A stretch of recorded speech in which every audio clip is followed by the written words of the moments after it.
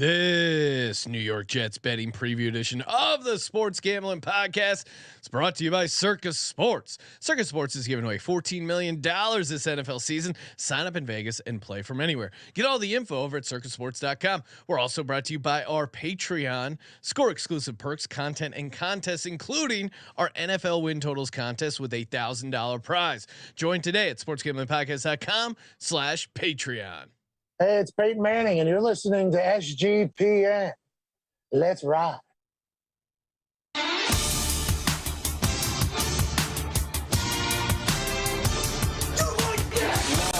Cox. He's one of those guys who will get penetration.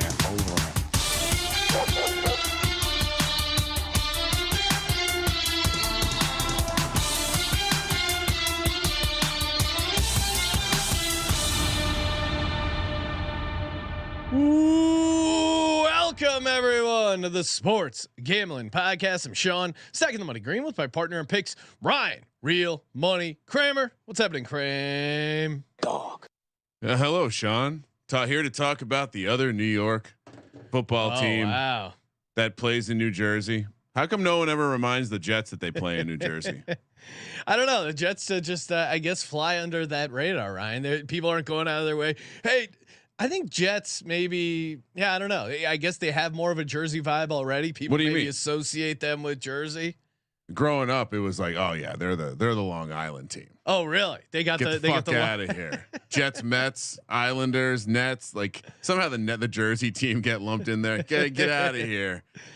So Sean, we are here to talk about the Jets. Yes. We got a special guest joining us here in a little bit. Well, we also have the tech team prepared something special. Oh, really? For the Jets. Yeah, we're gonna take the lighting down in here. Should we do the episode a little darker in honor of Aaron Rodgers? Look at this production value. YouTube.com/sportsgamblingpodcast. I can't. First of all, Aaron Rodgers is like we've joked for years about him being Smoking my weed.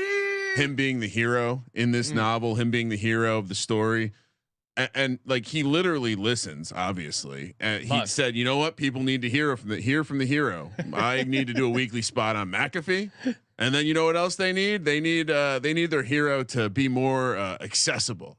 I love New York. I'm giving money back. I'm wearing headset. New York. I'm calling plays. Zach Wilson loves me. They're a little too close, if you ask me. This whole narrative. Look, Aaron Rodgers, lock up your mom. I know you don't talk to her, but Zach Wilson. Ultimate twist. Everyone thinks he goes after the older ladies. Aaron Rodgers. We don't know what he identifies. As. Okay. Darkness might have changed him. He's completely open to it. Saving the good plays for Zach Wilson. YouTube.com/sportsgamblingpodcast. The chat is alive and well. Nicholas Greenwald checking in. Lunchtime SGPN episodes are the best. Might even crack open a beer to enjoy. Hey, Nick, it's your lunch break. We're here for it. One of the highlights of working at Hulu was they had kegs in every kitchen. Oh, really? If you're not allergic to hops, it's pretty cool. We also have we don't have a keg. We just have beers and we have a bar and then we have a bathroom that we wash all the dishes in eventually. Hey, speaking of supporting the Sports Gambling Podcast, Patreon open, alive and well. Appreciate all the support we've gotten so far. Of course, you get access to the pick sheets. Again, all the picks will always continue to be free, but it's nice to have access to Kramer's spreadsheets in there and access to our Patreon exclusive pick'em contests. We do weekly prizes and season-long prizes, including our NFL win totals contest. $1,000 up for grabs there. And again, you're doing your part in the war against corporate gambling. Also got a new sponsor, ParlayPlay.io.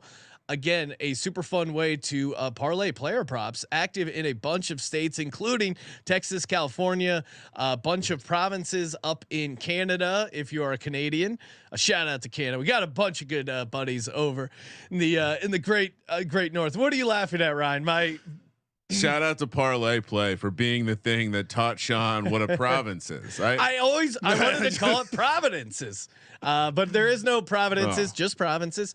And again, 100% deposit bonus up to $100. ParlayPlay.io. No crazy rollover. Just got to play it one time. I'm on a 1-0 streak. Gave out a day baseball win yesterday. Well, based on the softness of these lines, we're going to crush them in football season. So apologies in advance. Zach Wheeler under 5.5 hits. ParlayPlay.io. Promo code SGP for the 100% deposit bonus. Kramer. Yes. Looking at the New York Football Jets coming off. No, we just call them the New York Jets. 7 There's and no 10. baseball Jets. No, I know. 7 and 10 straight up. 8 and 9 ATS. Win totals 5.5. We both had them going under at 4 and 13. Felt like a disaster year for the Jets. It's weird. It was a disaster year for the Jets. It kind of was. I mean, the fact that they won 7 and 10 against the second toughest schedule in the league, and they had quarterback. I mean, you look at like any sort of the EPA stuff. It was Zach Wilson, and I mean, this was a great Flacco and Wilson, 35th and 36th in completion rate over expected out of 37 quarterbacks. Is that good? No, it's not good at all. Their Pythag wins were 7.9, so they, in a weird way, they underperformed. But they also had like a couple miracle wins, including that miracle win against the Browns where they were down 13. Less than 2 minutes. Joe Flacco pulled one out of his ass.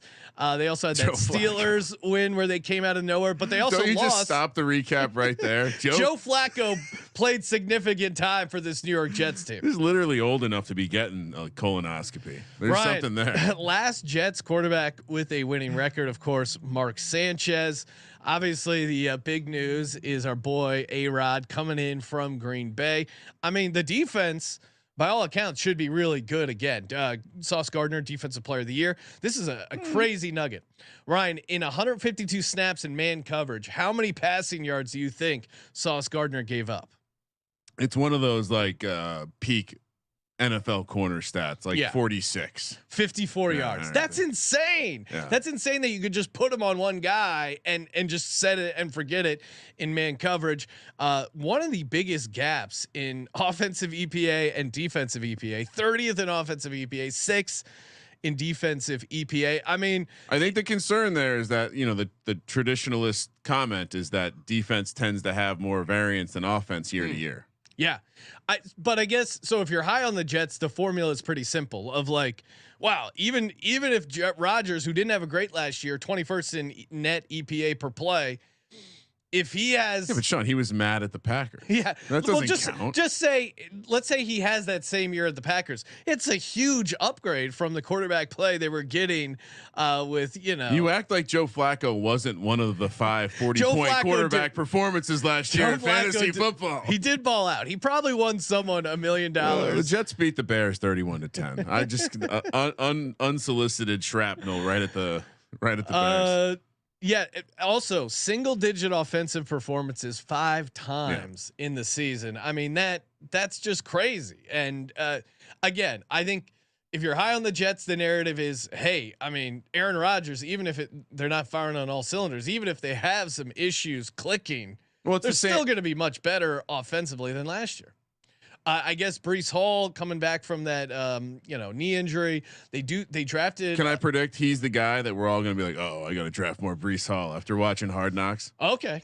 Well, I mean, GPS data. The GPS data don't lie. So. I don't know what's going on with injury stuff because Javonte Williams, they're claiming, is going to be playing in preseason games, and that's like a crazy turnaround.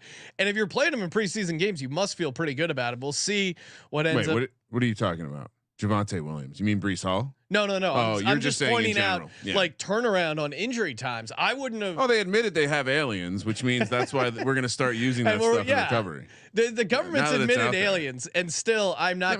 I haven't read one of the full articles. I'm still busy looking at like training camp highlights of Quez Watkins versus the government actually admitting they're aliens. It's not that important. Trust me. Quez Watkins or aliens? The aliens. Okay. The Quez Watkins being good is much bigger news. In my personally, area, it could impact me. Sean, if the Jets scored 21 points in every game last year, how many games do they lose? 5. 6. So they're an 11. They're like the Denver Broncos, but the problem is they brought over the guy from the Denver Broncos. To me, the biggest thing I'm worried about is Nathaniel Hackett as the offensive coordinator. I don't feel comfortable talking about Nathaniel Hackett without our guest here. All right. I don't. This is because this is going to get too slanderous if we start going down this path. Perfect. Oh, what's that noise? Football right around the corner. Love me some Vegas. Any excuse to go out to Vegas, I'm in. But especially when it comes to signing up for the Circa Millions, the Circa Survivor, $14 million up for grabs, and a great excuse to hang out at the Circa in Las Vegas. August 24th through the 26th, we'll be there. You can come wish Ryan Kramer happy birthday in person. He'll still buy you a shot. That's how good of a guy Kramer is. Circa Millions, such a fun way. Like you and your buddies, maybe you don't live in the same area, you got a group chat going, your gambling group chat. Get your gambling group chat to enter in a Circa Millions contest. A great excuse. Sign up in Vegas. Again, play from anywhere. How could you not just be all in on this? Imagine walking around with that giant check, millions of dollars, and a really cool blue jacket. You got to go get all the details, circuitsports.com. And again, we'll be there in person signing up ourselves because we love the contest. Joining us on the line, you know him from Fox Sports Radio, VSiN Live as well. Jet superfan, Mr. Jared Smith. What's happening, Jared? Oh man! First of all, I'm so excited for you guys to come to Vegas. I'm so excited for you guys to come to Vegas. I think it's probably my biggest excitement. Oh, us hanging out with Jared. You guys in town, man. Oh yeah. Well, you know what it is. He wants to see the length of our tickets. We're gonna, he knows we're gonna come with some really, really long parlay tickets. We are thinking of like anytime we're out in Vegas now, kind of having a maybe the bit's called like Size Matters or something where Kramer and I see who can put together the longest physical paper ticket. Grower or shower? Is that the segment? and that would be very scary. Because you got to still be able to hit it. Jared, are you getting down on Circa Millions, Circa Survivor? What's your take on the contest? Very excited for Circa Millions. It's really hard to win. Probably the hardest thing to win of any contest ever. I think Survivor, I'll have 2 entries. And I'm undecided on Millions. Like I love swimming in the big waters with the big fish, but I also like winning money. And I feel like Millions is like a donation because you have to go. I think the guy last year that won was like 72% for all 18 weeks. I mean, that is just it's really hard to sustain. Survivor's fun. I usually do it with one of my other buddies, so I split it. And I think it makes sense to have 2 Survivor entries because you have one that's kind of like a favorite, a chalk, and then one that's kind of crazy because you also have to pick 20 games this year. There's an extra game Thanksgiving week and Christmas week. They're splitting those up. So it is, again, a really, really hard feat to accomplish. Yeah, interesting. Telling us it's hard. Not even max entering, huh? 10 Survivor entries and 5. You got 10K lying around the couch cushions. When Jared goes 72%, the first thing in my head, you can do that. You can do that, Green. Get hot. Yeah, get hot. Get hot. I mean, we'll see you in the standings. You do have to do Millions though if you are at all in the industry tangential, or you're just. It's almost like you're a coward if you don't do it, right? Like if someone, I agree. You got to get that other sort of contests in town that are a little easier, not like easier, but like less people. Yes. And you don't have to go historically 70-75%. But too, the college football contests have been disintegrating. No one wants to do college football contests anymore in town, which is kind of disheartening, especially for your boy Kobe Dan. I know he'd be really stoked. We'll talk to Derek about that. Contest. Yeah, I mean, Circa's got to get on the college contest. Circa's got to do a college contest. But that's a great point, Sean. We need to start shaming people. Just ask, hey, so what's your entry? No, you don't ask them that. You say, how you doing in Millions? And when they say they didn't enter, you immediately judge them. I do want to call like whoever has another show that wants to challenge us. I do want to get some like a media side pot going, or maybe we can get a bunch of shows in on one pot and have like a side bet going of whose show has the best. No charity. Oh, you want to? I want to actually win the money. All right. They don't pay us enough for charity, right? Yes, you have to be a millionaire. You have to make millions before you start giving stuff to charity, right? No, come on. Max Enter, you know. Jared, let's talk Jets again. Making their debut on Hard Knocks later tonight against their will. Against their will, being forced to be filmed. Not like what was that, the Clemson story? Not like that, but the Jets will be on Hard Knocks. What's your big takeaway here? Big picture. Obviously, Aaron Rodgers coming in. Is it as simple as Aaron Rodgers is better than Joe Flacco and Zach Wilson? Thereby, the Jets will have to be better this season.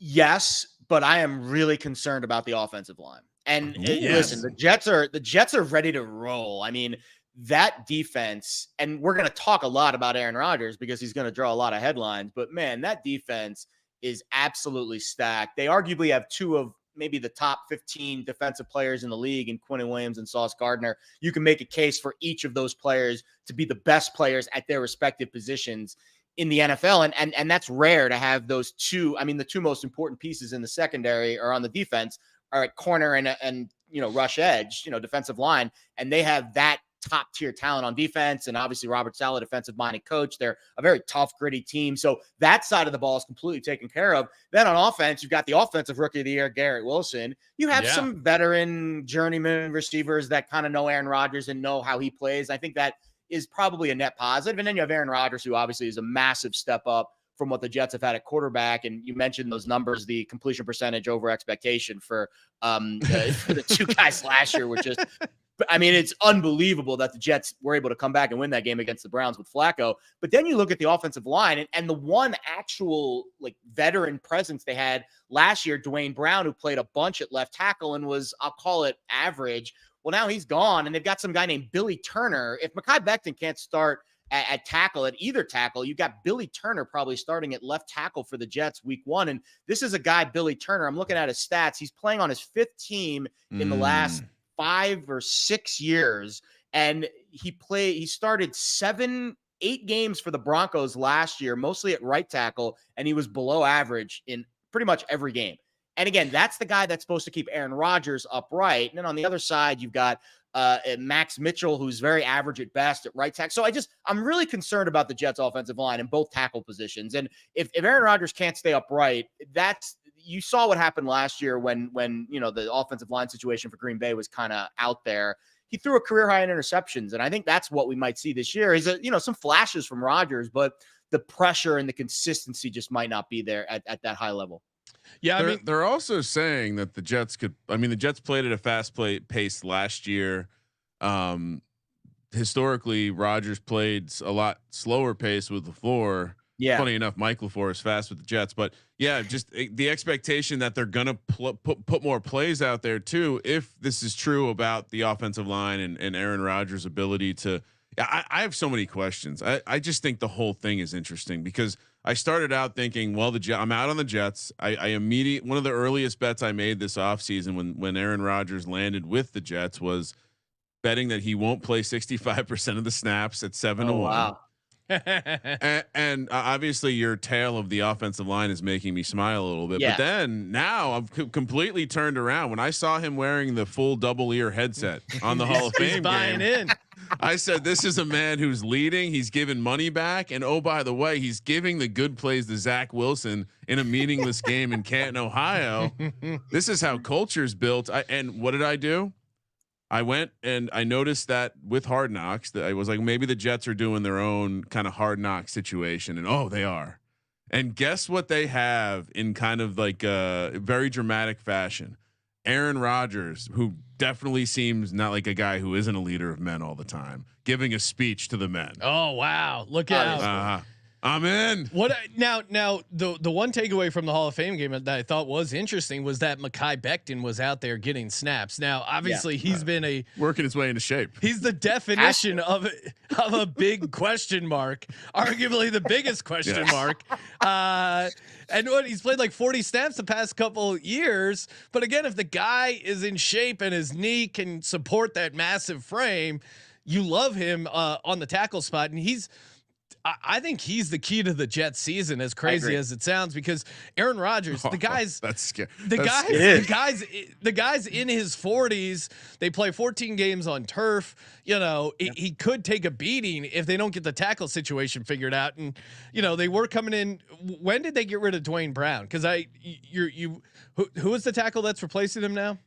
Billy Turner. Dwayne Brown's out. He's injured. I mean, again, this is the depth chart that I'm looking at right now. He's on the PUP. So he hasn't been activated from the PUP yet. Now, maybe he gets activated from the PUP before the season starts. But let's be honest, he's 38 too. Yeah, exactly. So I just think overall that's going to be the biggest. That's the biggest. And you mentioned it with Becton. I mean, he came in, I think, at one point at like 400 pounds, and he slimmed down dramatically since. But even in the Hall of Fame game, he could only play 1 or 2 sustained series. And then he had to go to the sideline. He was dealing with a little bit of an injury. Then he came back on special teams. You're relying on him for 17 games. And you're relying on Dwayne Brown for 17 games. And that's where I really think the trouble spots are going to come up. If you sustained 1 injury on the offensive line to one of those tackles, you have 0 depth behind them. So as much as I want to be really excited about this Jets team, and let's be honest, there is a lot to be excited about. I think they're going to get a bump in the Hard Knocks ratings. And, their numbers people are going to bet the over just based on what they see on Hard Knocks, which makes no sense to me. But to me, the biggest concern with any aging quarterback, how well does the offensive line play in front of them? And of the position groups on the Jets, the worst by far is the offensive line. Yes. I mean, Nathaniel Hackett with a aging veteran quarterback in a new situation. What could go wrong? Well, I guess we saw that with the Broncos last year. I mean, Nathaniel Hackett is, to me, a little point of concern. I know Rodgers likes him, but when the offense was good in Green Bay, it was still LaFleur calling plays. If you look at Nathaniel Hackett, his other 5 years where he was an offensive coordinator for the Jags and the Bills, they were top 15 in points, only one of those seasons. So, I get Rodgers likes him, but I don't know if it's, and I guess that would help them. I think Nathaniel Hackett, as far as Rodgers hitting the ground running, knowing Nathaniel Hackett certainly is helpful. But where are you in Nathaniel Hackett and like the play calling, how quick Aaron Rodgers can pick things up? I mean, we saw Tom Brady go to a Tampa Bay team with a similar like good roster, good plug and play situation. It still took Brady almost till the end of the year to figure it out.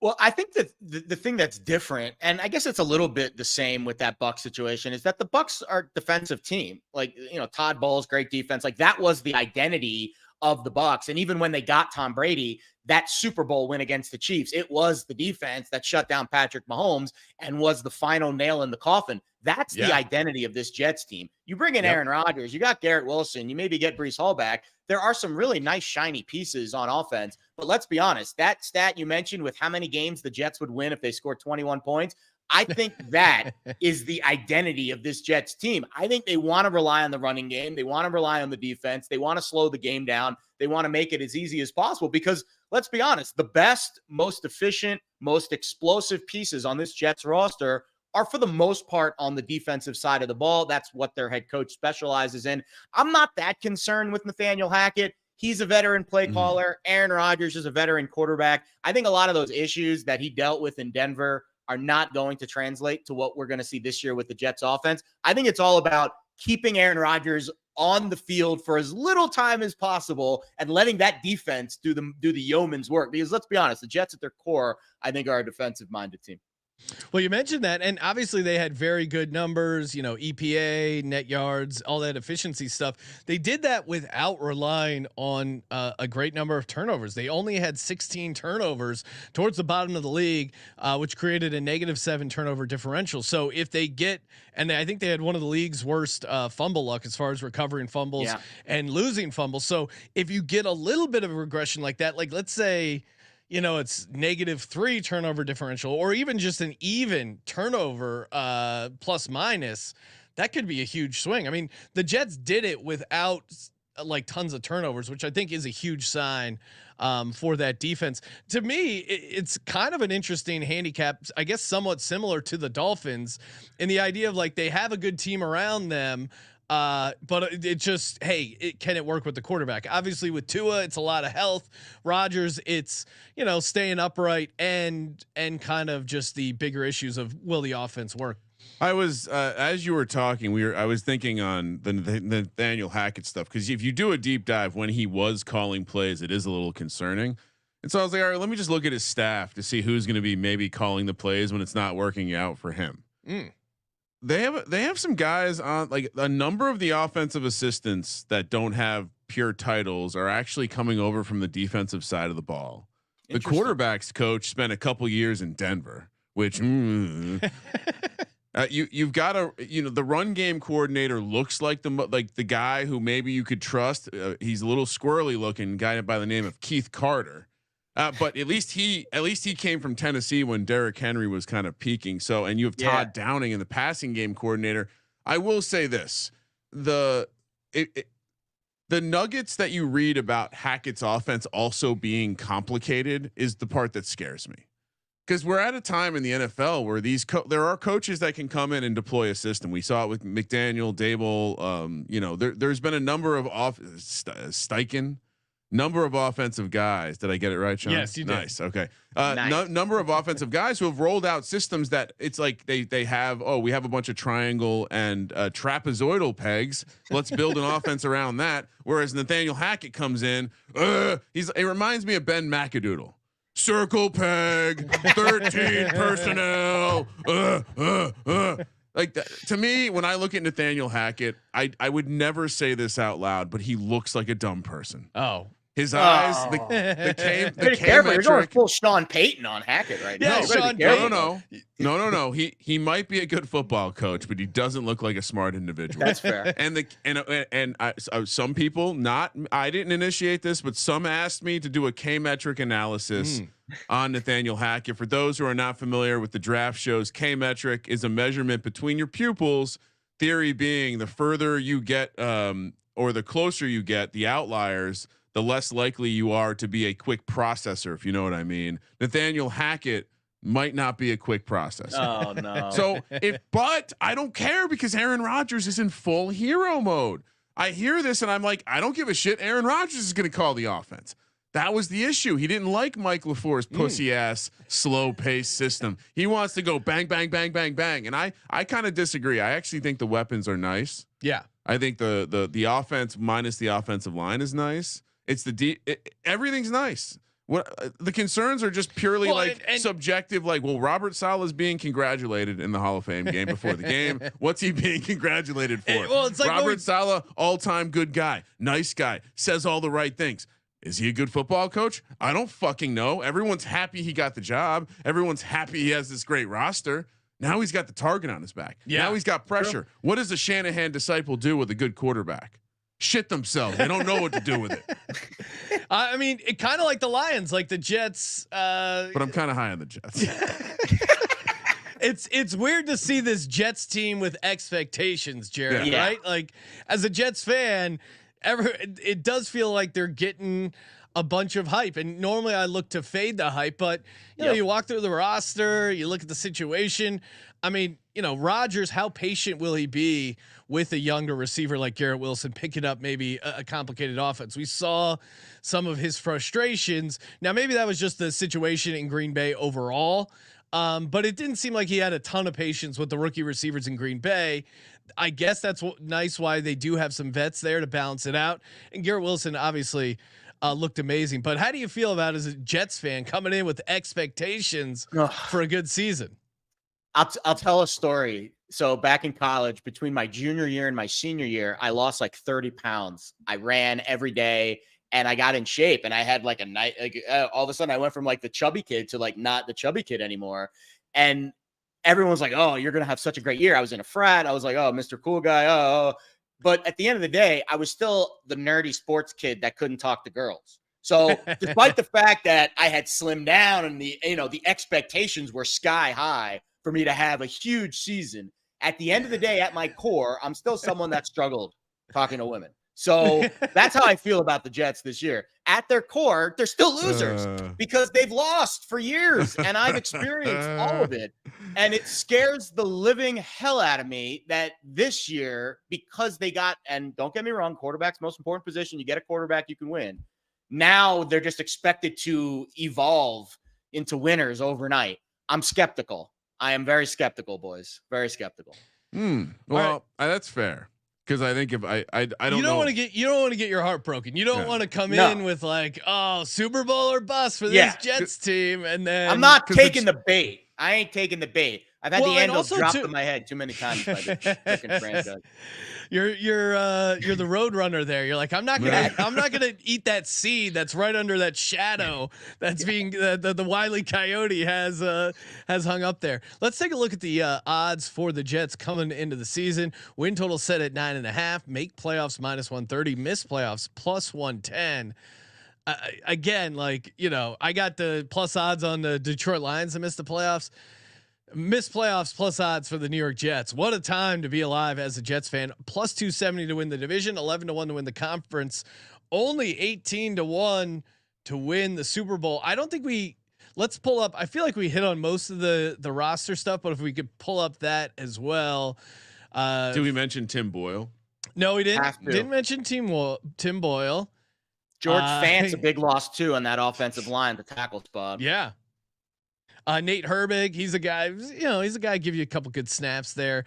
I do like, and we'll get to him when we talk in the prop section at the end of the show, but Israel Abanikanda. Yeah, he looked really good in the Hall of Fame game. He's going to be a star, I think, especially if Breece Hall misses some time early. Yeah, I think we'll get to him when we talk bets, but I think he has like a real flash that, I mean, we see this every year where like a rookie running back comes out of nowhere and has a fantasy impact, has an impact in player props, even, rookie of the year type stuff if the quarterbacks don't get there. But any thoughts on top of the draft class, Will McDonald, center guard Joe Tippmann, any expectations from those guys? I mean, Tippmann had some good run out of Wisconsin, and I like the versatility there. I think Abanikanda, he had a really good career at Pitt. And he really flashed. Him and Pickett had some really good games together. I think that's a kid that could contribute early. And then on the addition side, I mean, listen, you talk about turning that receiver group into just a veteran mush. Lazard and Cobb, you hope you get maybe replacement level from both of them. And Mecole Hardman, listen, I think Mecole Hardman in the special teams game, don't sleep on the Jets special teams. Leon Washington is their special teams coach. He had arguably one of the best returners in the history of the league. And he did a really good job with the Jets. He could really turn Mecole Hardman into one of those, like that could be a good anytime touchdown bet because you get him obviously in the receiver game, but you also get the return game as well with those touchdowns. So keep an eye on Hardman perhaps as a punt returner, kick returner extraordinaire on that Jets team. It definitely seems like he's being deployed as like a gadget for this Absolutely. Team. Boom or bust, home run guy. Yeah, and considering like the depth chart at receiver, where you have a smattering of guys that Aaron wanted to bring with him, and then guys like Corey Davis, who former 5th round pick. So it'd be interesting to see how it shakes out. But I will say this, consider like Alan Lazard to me is not just a throwaway thing. I actually think that Alan Lazard ends up being like their very clear number 2. And I think he's interesting in best ball too, to your point, Ryan, because he's kind of an afterthought. Everyone just goes, oh, Garrett Wilson, and don't really bother drafting some of the other Rodgers likes this guy. I mean, Rodgers got this guy paid more than I think he probably would have gotten on the open market. I mean, Aaron Rodgers is like Adam Sandler. He's like, oh, I'm doing a movie. Give me Rob Schneider. Give me all the. Give me my roommate from college. That's the Photoshop. Who is in every movie? Yeah. Get Nathaniel Hackett on there. Nathaniel Hackett, Lazard and Cobb. Yeah, he's awesome. Bringing everyone. He is Adam Sandler. All right, let's talk. Billy Turner actually fits that model too because he Packers, and I think he actually played with Hackett in Denver. Yeah, and came and joined both of them. So yeah. Oh, and Beezer Picks in the chat pointing out Greg Zuerlein is still on the squad. We had him under key departures. He's still kicking, and he's pointing out Quan Alexander was a huge loss in his mind. What do you make of Quan Alexander? And then we'll get to the schedule. Yeah, the linebacking group, I think, Mosley there in the middle kind of underperformed that contract too. I think they need to get more out of that area this year. The linebacker group for the Jets, of the three levels of the defense, line, linebacker, secondary, I think it's obvious that the linebacker group is the third of those three. And they could use some help in that area. They didn't do a ton in the offseason at that position. So they did draft a kid from Western Michigan that I don't think is going to contribute too much. I'll be honest though, they drafted this tight end out of Old Dominion that I'm interested to see how he does in camp, Zach Kuntz. But to your original question, the linebacker group is a little bit underwhelming, I think. Zach Kuntz is a former Penn State guy, Sean. You should be alerted to this. Transferred to ODU just because of the comp, but he's absolutely an athletic freak. I mean, he's everything that Luke Musgrave got the hype because D1 bigger program, but I think Kuntz has the exact same kind of potential in terms of he won't play this year probably, but maybe next year he'll be a practice squad guy this year probably.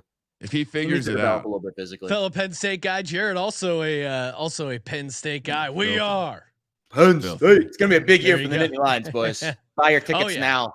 I'm high on the Nittany Lions. So exciexcited. Kramer. I think we have a sound. I think we have a drop of their mascot making it sound.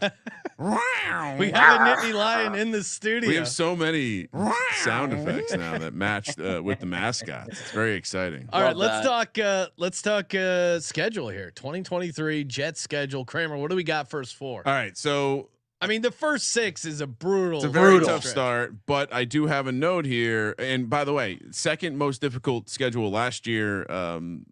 This year, if you look at by EPA, it's the toughest projected schedule. So that's interesting. And the other note is tough start, but I believe they are favored in 8 of the final 11. Yep. So perhaps they can find their way. And the NFL / WWE scheduler maker obviously looking to get the Jets into prime time, which has to be terrifying because if things go south, you're just getting your ass beat on a very public stage. Zach Wilson prime time at Bills Monday Night Football at Bills Monday Night Football to open the season, at Cowboys back-to-back road spot early. Not the worst time to catch it, but that's a tough situation there. Then you have the Patriots. So Cowboys are a road sandwich spot for 2 divisional, and then you have the Chiefs on Sunday Night Football. Oh, obviously this is a brutal start. And honestly, like we kind of highlighted how the offense could take some time to get going. Yeah. You got to hope the defense can carry you here. Well, and the defense does seem to have Josh Allen's number. They've played him really well the past couple of years. I do like them at home against the Pats. Although again, what are you doing with the division? Chopping? I don't know. We'll see. I do think they could go in and win that first Bills game. It's tough. I can't grade the Cowboys a win. And I do think, at home against the Pats, at home against the Chiefs. I mean, I think I'm going to have to play it slightly conservative because of the new offense aspect. So yeah, give me 2-2, right? My concern would be that if the offense isn't right, would they be able to keep up in a shootout with teams that project to have a good offense? So excluding the Patriots, basically. So I think there's the potential that they could run into some problems in 3 games here. Maybe they get some fortunate outcomes and they win 2 of them. So I'll say 2-2. I think 2-2. I think there's upside for 3-1. I also think in the division, I think the way that it's shaped out, I think 4-2 is possible because I do think that game week 15 against the Dolphins is Tua going to be healthy. Yes, no. I would say the no might be favored in week 15. Now, as a rival to Tua, have you immersed yourself in concussion science? So you know exactly what's going on and when he should be leaving the field? I actually wear one of the big big hats every day because I heard that they help in case I bump myself into the wall. You know, it can be a little bit. Jared has a he does have an endorsement with a blue tent company. We need to get one of those, Sean. Yeah, dude. I'm surprised you guys have not hopped on the big hat bandwagon. We need it. Big hat. Yeah, but we need a medical tent here. We need a medical tent. We need one of those helmet condoms that you can put on that they wear in training camp. I like those. But how about this for the schedule too? Those first 3 games against the Bills, and by the way, home divisional underdogs week 1 is like the play. And the Jet that is a home game for the Jets week 1. I think that's a bet on the Jets for me, especially our schedule is wrong. Yeah, schedule it's okay. It's okay. Listen, graphics are tough. Apologies. So I bring the sharp in here. That's what. But think about the offensive line and the tackle spot that we're talking about could be an issue. Bills, Cowboys, Patriots, first 3 weeks. Von Miller, Micah Parsons, Matthew Judon. I mean, that scares the shit out of me as a Jets fan, having to face those 3 guys the first 3 weeks, and you've got tackle problems. So keep that in mind. But I do think 2-2 is possible. I think imagine they're 3-0 going into that Chiefs game on Sunday night, and it's undefeated Chiefs versus Jets Sunday Night Football. I mean, that could be like the early game of the year. Everyone's going bananas, and the ratings will be through the roof. But yeah, I would say 2-2 seems pretty fair there. 2-2 feels, it's like, because you can see the high and low. I mean, if they're 4-0, are you shocked? No, but also like if they're 0-4, you could write the narrative of like, well, the offensive line isn't there. I mean, they lost to the Chiefs. Everyone loses to the Chiefs. Patriots, blocked a punt or something crazy in a division game. Like the 0-4 is there as well. So 2-2 feels about right. 0-5. I don't see 0-4. I don't see 0-4. Yeah. No. They're gonna be. I think it could happen. Don't let Fireman hear this. All right. So again, Bills at home Monday night. So we're all going 2-2. Yeah. Okay. Yep. Yeah. All right. Next 4 at Broncos, Eagles at home, bye week. So I probably okay for them to have the bye week here. Although a true contender would probably want it a little later. At Giants coming off the bye, and Chargers at home on Monday Night Football. So again, that Giants is essentially a home game. Yeah. Okay. And the Broncos game is going to be the most hyped game of the year. Yeah. I mean, after Giants after the stuff with Sean Payton, I mean, that thing's going to be absolutely electric. I would say 2-2 seems fair here too. You could talk me into 3-1. I mean, at Denver has Kansas City on deck. So Jets will be coming off the Chiefs game. Broncos have the Chiefs on deck in that spot. So that's not a horrible time. You don't love the Jets at altitude, probably still, but maybe late enough in the season. So yeah, I think the Broncos are vulnerable. But you're going to get the best version of A-Rod sticking it to Sean Payton. Keep my coach's name out your mouth. Just that we need like the scene from Varsity Blues, but it's Nathaniel Hackett instead. It's fire that fucking pigskin boy. Our Eagles D-line is just going to eat. Sorry, Jared. That's a good spot for us. No, you're 100% right. I mean, Aaron Rodgers. It's a good thing the bye is after that week. He's gonna need a week off after that game. And also you want to play them after they play the Broncos' big emotional game. Eagles are on a back-to-back road spot here. Oh, that's true, but they have Miami on deck on Sunday Night Football. Just some things to note. Just some Eagles things are going to win that game. I think this is 2-2. I think 3-1 if they can get that Chargers game. I'm going to go 3-1. I'm going to go 3-1. Jared, I could feel it. There will be a lot of Jets fans at the Chargers game. No, I think that what's interesting is the Jets Giants game now turns into some sort of like measuring contest on the ticket sales. Ooh. So I will be very disappointed if I see that disgusting fucking green in the building. What do you think the split is going to be fan wise for that Jets Giants game, Jared? 70-30 Giants at least. Oh, really? The Giants home game. They don't cook the books. They only sell they sell. If they know you're a Jets fan, they're like, no, we're not gonna sell it. I don't know if they do this, but no, I feel like they do. They absolutely should do that. They totally should. So all right. So Jets official quadrant, Kramer. Official quadrant. 2-2. We'll go 2-2. 2-2. Jared, 2-2 or 3-1. 2-2. Okay. I think 2-2 seems fair here. I'm leader in the clubhouse at 5-3. Yeah, you're crushing it right now. I didn't see this coming. All right, next up we got the Raiders on the road Sunday Night Football. Then the Bills on the road, back-to-back spot there. Maybe tricky. I'm sure the Jets won't get into any trouble in Las Vegas. Then you have. I'll be at that game. Oh, that'll be fun. That'll be a fun crowd base because the first Jets game ever in Las Vegas. Oh, that crowd's gonna be electric, bro. You better come into town for the Giants game, Kramer. It's a home game for the Jets. Yeah, loading potentially going to be out there for that.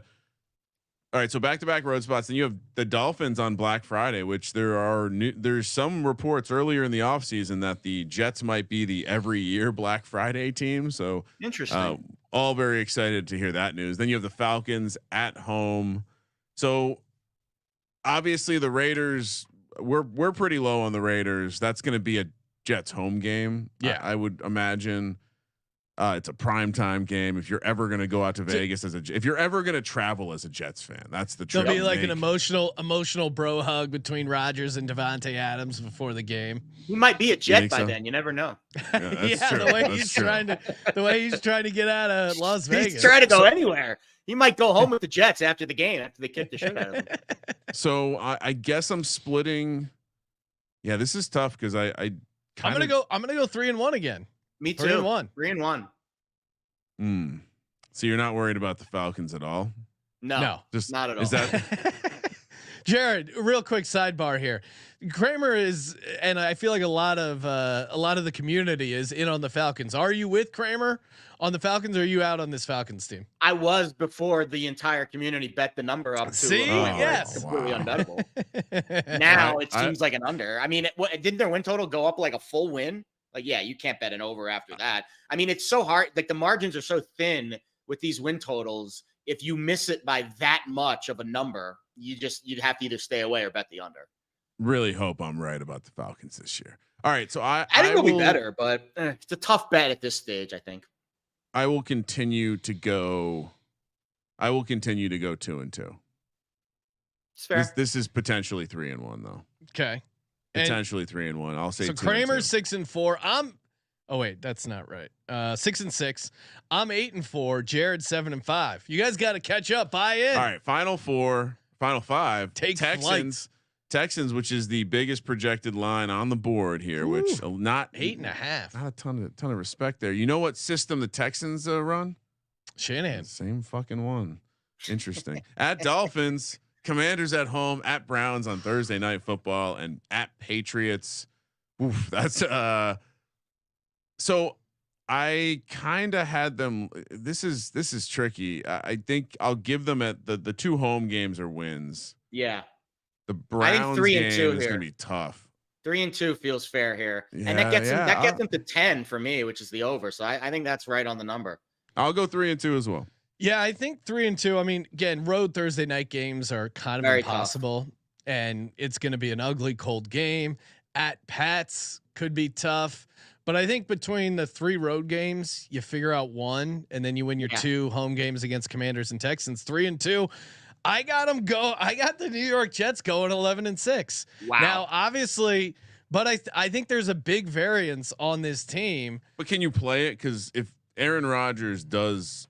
All right, he is older. Yeah, he's lost some weight. He's a little bit more frail. He's out there partying. Got to worry about his hydrations level. He's already hurting his muscles. No, I mean, honestly, for me, I came in thinking like, well, I want to fade this team. That was the genesis of me being high on the Dolphins. And obviously, Brian Dable is Josh Allen's brain. So the more he's removed from the situation, the less Josh Allen should be successful. So do I think the Jets are going to be competitive this year? It would almost not be a Jets seat. The Jets almost need to be in that position where so the hearts get ripped out later in the season.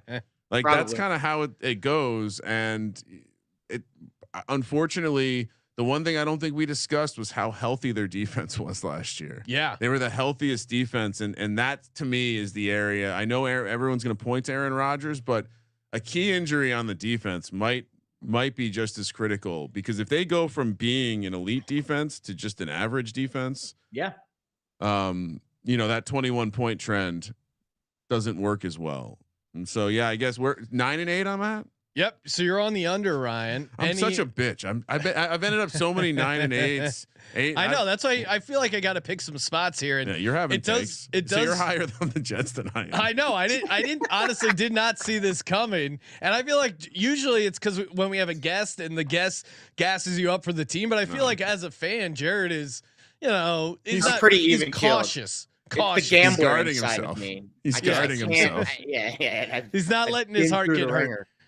Now, if they start 2-0, we'll have to have him back on and see how he's feeling. I'll take a. You know what? I'm just gonna play the over 9.5 wins. Even the division, yeah. Some if you of the think other the Bills are gonna have a down year, the division number has some upside to it. It does, because if they win that game week 1, that number will decrease dramatically overnight. All right, because they'll have a game in hand. I'll put in. Yeah, that's from the like where the movement's gonna happen. Yeah, and honestly, I think we picked Miami at 3-1, Jets at +270. If I'm being honest, like the thesis is more about, what if Buffalo doesn't I think Buffalo is still gonna be a very high variance team. And so, how do you capture some of that variance? I'm down on other teams. I do not like McDermott having to now call the defensive plays. Yeah, I do not like the fact that they lost their leading tackler, 100 tackles in the last 5 years, Tremaine Edmonds, who was their green dot linebacker, to Chicago. There's a lot of red flags, I think, with the Bills this year. And then you mentioned, do we trust Ken Dorsey slamming his headset in the booth when Josh Allen throws red zone picks? I think the messaging. And then the Diggs drama, it seems like the Bills are trending down.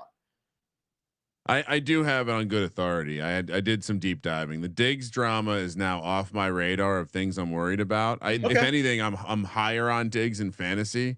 I'm higher on Josh Allen in fantasy. No, I just think there's I think the defense is the issue. I think the defense is going to be not quite as good because you mentioned. And so more explosive plays given up, so the offense will have more opportunity. Their offense is going to be great, but I also think Josh Allen, what you lose with Dable and what you gain with Dorsey, obviously Dorsey displayed this, and I know we're not on the Bills preview, but that erratic behavior in the booth, Josh Allen's an erratic quarterback, so I expect more turnovers and more gifted points. It did feel like he was forcing it there, especially kind of late in the season or in the playoffs. It feels like he didn't trust what the next play was going to be, and he felt, I need to make this play right now because I don't trust what's coming next.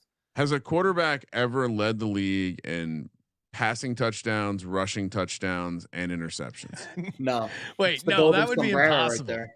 It's almost Jameis Winston if he can run. That's the Jameis Winston annual award. The crab leg. We'll call it the. Oh, that's great. The golden crab leg. The crab leg special. Crab leg. So Kramer, you're on the under 9.5 wins. Any other Jets props you like here in the market? I got a doozy, a classic super long shot. But what are you sitting on? So yeah, the first thing I look to is I gave some of these out earlier in the off season. But I do think that it's worth taking the under on the Jets scoring this year. Under on total points. I like that. Let me give you the number. I accidentally. Beezer, Jets fan. He's saying Quinnen Williams, defensive player of the year, 30-1. I don't hate that. I don't hate that. Got some upside to that number. That's tough. I get. Is he going to have the counting stats that he needs? That would be my. Well, he was a top 5 play. He was a top 5 player at his position last year, in terms of Pro Football Focus ratings, and the voters take that heavily into account. So yeah, he's one of those guys. That's in 413.5. 413.5, Sean. 413.5. All right, so you're on the under total points. Under, yep. Okay. So these are going to be fun to tally up at the end of the season. Yeah. It's not that hard. You just multiply. So just for reference, they're going to need to score 24.5 points a game. Yeah, I don't think they're going to get there. They scored 17.5 points a game. I mean, that's just a massive full touchdown. A full touchdown increase with a bad offense. But they can be good to your point. They could hit their over win total and not get there points wise. So 100%. you're kind of hedging there. You're giving yourself multiple outs there. I'm going. We gave this out early on in the process. I love it even more. Give me Israel Abakanda, 150-1 offensive rookie of the year. I know what you're saying. That's crazy. I would say not crazy. I would say as a comp, Alvin Kamara, right? Guy who was a late round pick, third rounder for the Saints in 2017, kind of came out of nowhere, had this involvement in the passing game that people didn't expect coming into the season, some explosive playmaking, a guy that randomly wasn't on, I think if you drafted him that year, you automatically won your fantasy league. I think Israel has that potential, at least at 150-1. That is a great pizza bet. Just love it. Super fun long shot. Jared, it's a fun name to say too. Yeah, I really have to. I can feel my brain focusing right before I read it. It's like Smith and Jigba. Yeah, there's just a lot of you gotta. Jared, over 9.5 wins. Any other Jets bets you like? Props, season long. What else you got cooking for the Jets? I think you have to bet the unders on Rodgers props this year. And again, 30, I'm seeing this right now. You have to get to 4,000 yards for him to go over his passing yards prop. This is a guy last year that threw for 3,600 yards in an offense that he knew like the back of his hand. Now I know he didn't have his best receiver, Devontae Adams, but it feels like the Jets offense is not going to be this wide open Aaron Rodgers MVP type offense. I think they're going to be a lot more station to station. I think the running backs are going to be a big factor. They want it to be a slow pace. They want it to be a defensive mindset. They want the games to be 24-21 type games. They don't want to play these Kansas City Chiefs 38-35 games. I just don't think that's the kind of identity the Jets have. So I think under 39.50.5 was the best number I could find. And then under 28.5 passing touchdowns. And another thing too, I love betting unders with quarterback passing props because they've been like 70%, 75% hit rates over the last couple years. They overbake these numbers because it's a quarterback and he has to throw and all this. And I think you have inherent value every time to the under on the quarterback props. And then you throw in the narrative of Aaron Rodgers is a step slower, a year older in an offense that I don't think is going to be this air raid type of an attack. And I think you got some value to the under on both Rodgers passing yards, passing touchdowns props. Well, he could just be like a higher level game manager. 100%. And that's what they want him to be. Just don't make the mistake that Zach Wilson made last year. Put the ball where it needs to be. Yeah, no, I mean, I think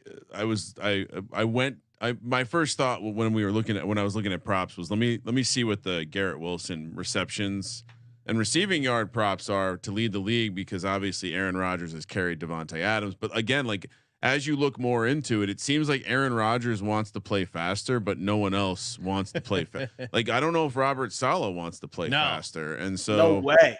Shanahan, I mean, yeah, if you use the Shanahanian logic, he's a Shanahanian guy. Shanahan slowest. So I think I like that. I would if you had to pick one, yards or touchdowns, Sean. Oh, for the under? Yeah. I would go touchdowns. Yeah, I'm with you. Yeah. That's what I was. Put me down for touchdowns. Touchdowns under. I mean, 28.5 is a lot. Pretty high. Yeah. And again, they have good running backs. I think their offensive line, again, with a guy like, again, a lot of this is dependent on Mekhi Becton staying healthy. If Becton gets hurt, just live bet all the unders, futures, just completely short all of my Jets bets if Becton gets hurt, which is a scary thing because it feels like he's dangling. I mentioned Breece Hall earlier, so it sounds like obviously would the logic behind your Israel Abanikanda bet also play with Breece Hall? You're just out on Breece Hall because the injury. Because there are smart people who evaluate prospects who say Breece Hall is a different kind of dude, and I think we're gonna all fall in love with him during Hard Knocks. I think he's gonna be the guy that we're like that gets way overdrafted in fantasy because we're watching him run around and it's like, fuck, he's running around the hula hoop. He's healthy. Like, here's the thing. Yeah, you know that drill where they run around the hula hoop. I don't think I've ever heard of that, but I'm gonna be on the lookout for the hula hoop now on the field. And guaranteed in Hard Knocks, we watch them run around a circular thing that looks like a hula hoop. My take lateral movement. He's only 20-1 to lead in rushing yards, by the way, which seems, I kind of agree. It seems crazy. So my take on the running back situation and how I think Israel could get there, the fact that they, drafted Israel, the fact that they held on to Zonovan Knight and Michael Carter, to me is showing is showing that they're a little worried about Breece Hall. The fact that they're having these Dalvin Cook conversations of like, hey, what's your price, Dalvin? I'm worried that the Jets aren't all in on Breece Hall. So maybe Israel flashes early. Maybe they realize they don't need to give him a crazy workload. Maybe Breece Hall ends up being like doesn't start playing till like week 5 and he's like a 8 carry a game guy and Israel does some crazy stuff in the passing game. Like that's, again, it's 150 to 1. So you kind of have to and you have to, obviously offensive rookie of the year, you have to have the quarterbacks not have amazing years either. Again, it's 150 to 1, but that's Joe Douglas done a good job finding these prospects too. You think of the guys Joe Douglas has drafted offensively the last few years. I mean, just because Israel's a rookie does not mean he cannot do what Breece Hall did last year in those first 10 games or so. Oh, Pitt running back. I mean, that's the bottom line. Pitt running back. All right, another prop. What do you got? Should we tempt fate? What do you think Sauce Gardner's interception prop is? I think I looked it up. I think it's like 2.5. 1.5. 1.5. Oh, you gotta go over that. He had 2 last year. The problem is they don't throw at these guys. This is why that's true. They're so like it's weird true. At a certain level when you get to be good enough for cornerback, your interceptions fall off the cliff because they don't throw balls at you. You want to go after Sauce Gardner this week or DJ Reed? Yeah. I mean, come on.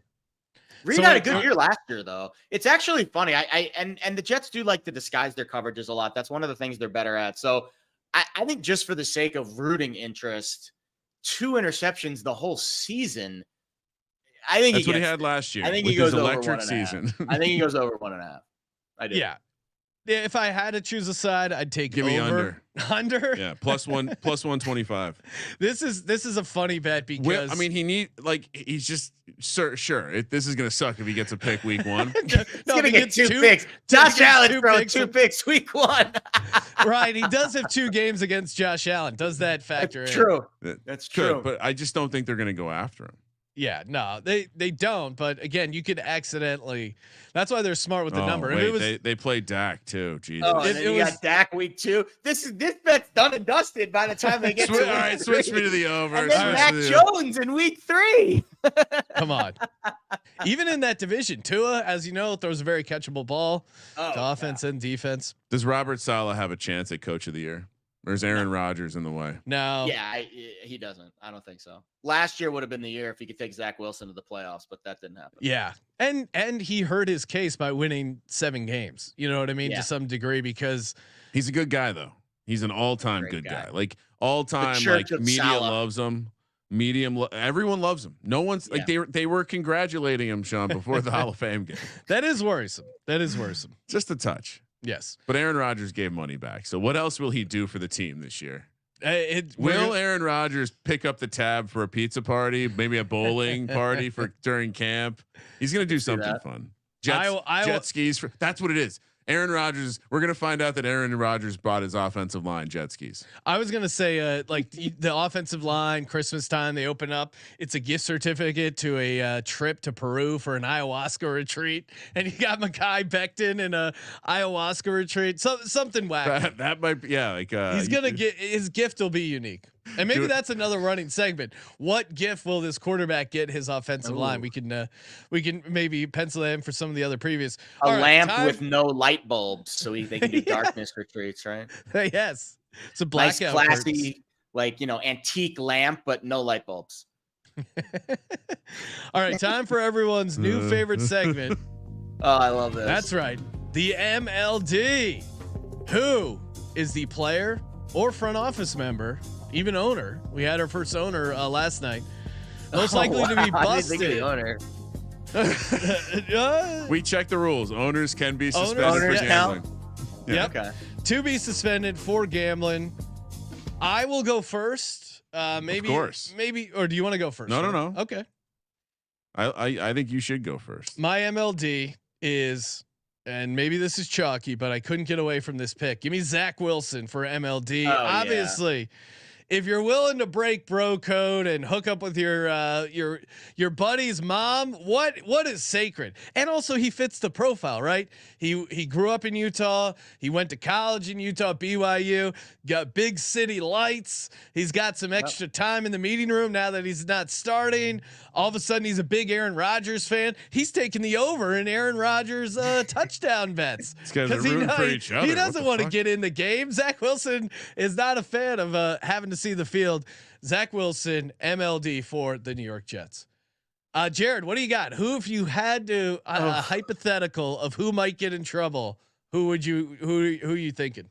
So this is funny because you know me, I take the analysis very, very seriously. This is the first time I've ever been given this assignment before, to pick a DGen. So I tried to find some strand on somebody that maybe led me to believe that they might be a closet degenerate.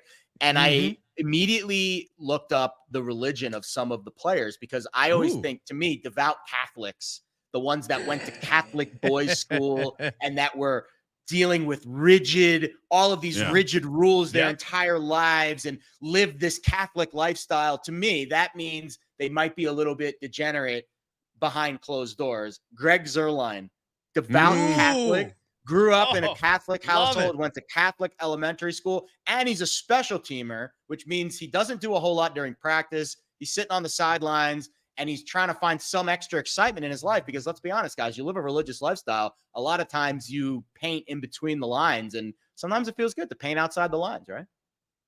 Greg the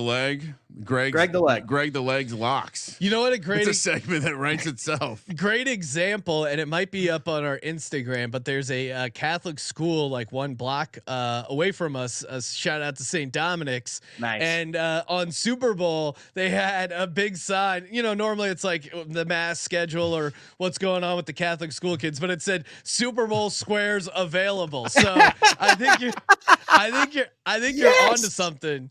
And maybe Josh can pull that from our Instagram page if you did look around the Super Bowl. Those day. Devout religion, I'm telling you, they have to be so buttoned up all the time. They just like to let loose. Yeah, you got to cut loose. Similar angle there. Kramer. So oftentimes I will start with the special teams, and while I didn't land on Greg the Leg, I did stumble across a hilarious story about a different Thomas Morstead who pretended to be Thomas Morstead when he was on the Saints. I did look at Morstead. What? So there was a fan named Thomas Morstead who tried to pretend he was the punter Thomas Morstead while he was on the Saints to get into the building. He got arrested for trespassing. It's obviously not, but it just cracked me up, because it's like, wow, imagine trying to impersonate a punter. I also did stumble into Leon Washington, who you mentioned earlier, special teams coach and former Florida State running back, because he was involved in some controversy about some sports card where the picture on the sports card had him making some sort of obscene gesture. I think he was flipping people off. And so it sold for a whole bunch of money, but that's not where I landed, because this one was obvious. And Sean, when you came into the office puffing your chest saying how you have an obvious and easy MLD, this is home run material. Well, we're pulling up the visual of St. Dominic's Super Bowl squares. Oh, okay. Yeah. This proves my point that those devout Catholics, they are degens behind closed doors. So great. When they're in the confessional, forgive me, Father, for I have sinned. For what it's worth, I will say that it's not very degenerate to say that Super Bowl squares are for sale. Available is a more degenerate way to advertise that. All right. So back to you puffing your chest. You're saying it's easy. This was easy. You know why? Because when I pull up the 2021 Iowa State roster and I see Mr. Deckers and his $7.50 bets, you know who I see in the backfield? Well, actually, I see two things. Stay tuned for the San Francisco 49ers episode, because he was backing up on Brock Purdy. But you know who the running back was? Mr. Breece Hall. And what have we known from athletes who have a little too much time because they're taking time away from the game? Calvin Ridley, I'm looking at you. You went from out with a little sadness to out with a year of gambling because you had too much time on your hands. What has Breece Hall been doing? Got a lot of time. Fucking about on the apps while he's rehabbing his leg. If we find out that last year while injured, he placed some college football bets, maybe a couple parlays, maybe his average bet size is only 10 and a half. Sean, we need the big girth bet size. Bet size is girth. Ticket length is the length, obviously. So Breece Hall, you are the most likely to be a DGen on the Jets, and I like this one almost makes too much sense. I didn't even think on the guys who were injured, because what else are you gonna? I mean, I can tell you this. I hurt my leg a couple weeks ago.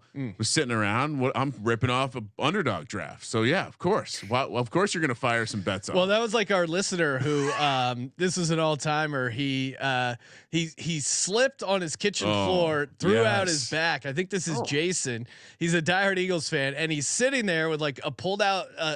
He pulled his back. He's lying on the kitchen floor. Wife wasn't home. He did have his phone, so he immediately fired up a best ball draft. That was just drafting there while on the floor. Shout out to you, Jason, fellow Eagles fan. Jared, it was awesome to have you on. Make sure you follow Jared Smith on X, aka Twitter, at Jared Lee Smith. Where else can people check you out, Jared? Yeah, live on the line most days during the week. Schedule is going to vary come football season, but right now it's every weekday on all your Bally Sports regional networks, and then every Saturday morning, Fox Sports Radio. Excited to get the college football show back up and running. I think we start back up officially with college football programming in 2 weeks. But Fox Sports Radio, noon Eastern, or 9 Eastern till noon, 6 Eastern or 6 Pacific till 9. I'm terrible with Pacific and Eastern time, but you get the drill. 3 hours leading up to kickoff every Saturday on Fox Sports Radio. Good times. Oh, and VSiN, all over the map. My VSiN schedule is crazy these days, but I was gonna say follow him on social because he puts out a nice personal schedule graphic. I like. I do. I have a new graphics guy. Me. Nice. And also killing it with the no run first inning, yes run first inning. Love the lot of great data there. Check those out. Look at you complimenting another man's spreadsheet. Yeah, don't get jealous, Ryan. Hey, get Kramer's spreadsheets and the exclusive Patreon only picks contest. sportsgamblingpodcast.com/Patreon.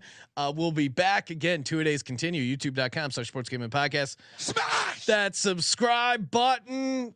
Thank you for participating in the Sports Gambling Podcast. For the Sports Gambling Podcast, I'm Sean, second the money green. He's Ryan. Jeff's probably the Jets shouldn't drink the water. Kramer, let it ride. Watching football. Who do you want to win? The goddamn Jets.